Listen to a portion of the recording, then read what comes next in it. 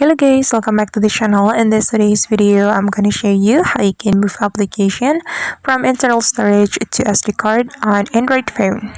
Alright guys, first of all, open your settings application on your Android phone. Then you're going to scroll down until you find the app setting, this one. Tap on the app setting and you're going to select the application you want to move from internal storage to SD card. And keep in mind guys that not all the application can be moved to SD card, so you have to check it first. And as far as I know, one of the application that can be moved to SD card is Instagram, so I'm going to select the Instagram application, this one.